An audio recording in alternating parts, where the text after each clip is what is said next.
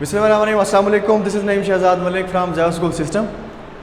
Today our lecture about biology, lecture 9, class 9th, chapter 2 to solving biological problem. सबसे पहले define करेंगे science को. Science क्या चीज़ है? Science is a systematized knowledge drive from observation and experimentation. उसके बाद biological method, scientific method use to biological problem, that is called biological method. जो साइंटिस्ट हैं वो बियोलॉजिकल मेथड को तकरीबन 500 साल से यूज करते आ रहे हैं मॉडर्न रिसर्च के मुताबिक. इसके बाद एक शॉर्ट क्वेश्चन है आपका. Man has been a biologist. उसने कहा जब से इंसान पैदा हुआ है वो पैदाइशी बियोलॉजिस्ट है. वो कैसे? इंसान जो है वो प्रीडेटर कहलाता है, शिकारी. शुरू में उसने इंसान ने शिकार करना सीखा. वो शिकार किस चीज़ का करता था? एनिमल्स का.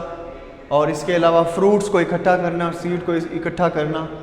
इसके अलावा जैसे जैसे टाइम गुजरता गया वो सीखता गया कि नॉन एडिबल प्लांट्स कौन से हैं और हमारे लिए एडिबल प्लांट्स कौन से हैं.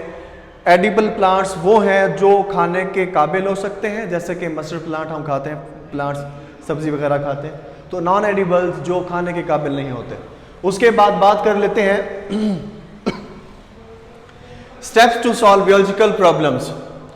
कौन कौन से स्टेप्स हैं जो हम बियोलॉजिकल प्रॉब्लम को सॉल्व कर सकते हैं?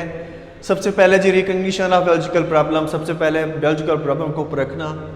Observation, hypothesis, deduction, experimentation, summarization of result, reporting the result. उसमें सबसे पहले हम बात करेंगे बियोलॉजिकल प्रॉब्लम के बारे में. बियोलॉजिकल प्रॉब्लम किसे कहते हैं? Biological problem is question related to living organism that is other asked by someone और comes biologist mind by himself. इसे कहते हैं बियोलॉजिकल प्रॉब्लम. शॉर्ट क्वेश्चन है आपका. उसके बाद ये लॉन्ग क्वेश्चन है ऑब्जर्वेशन. ऑब्जर्वेशन किसे कहते हैं? Observation are made by 5 senses. सबसे पहले vision, smelling, taste, touch and hearing. उसके बाद दो टाइप्स होती हैं ऑब्जर्वेशन की. एक का नाम है क्वांटिटेटिव, दूसरा है क्वालिटेटिव. जो क्वांटिटेटिव होती है वो इनवेरिएबल होती है, मोर एक्यूरेट होती है, can be written in number.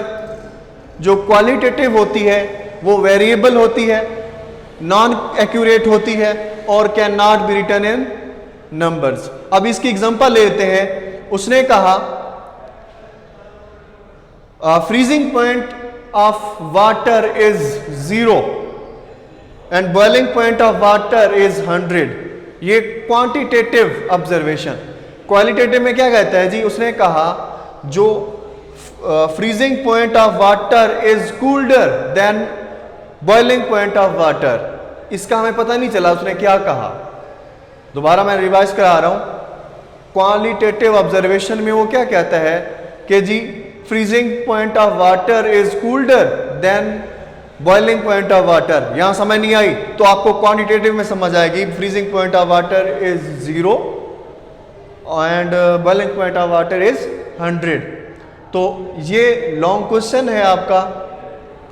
इंशाल्लाह कल हम बात करेंगे हाइपोथेसिस के बारे में. उम्मीद है आपको ये लेक्चर समझ आया होगा. इसमें कोई इशू हो तो आप जावा स्कूल के ऑफिशियल नंबर पर रब्ता कर सकते हैं. Thank you.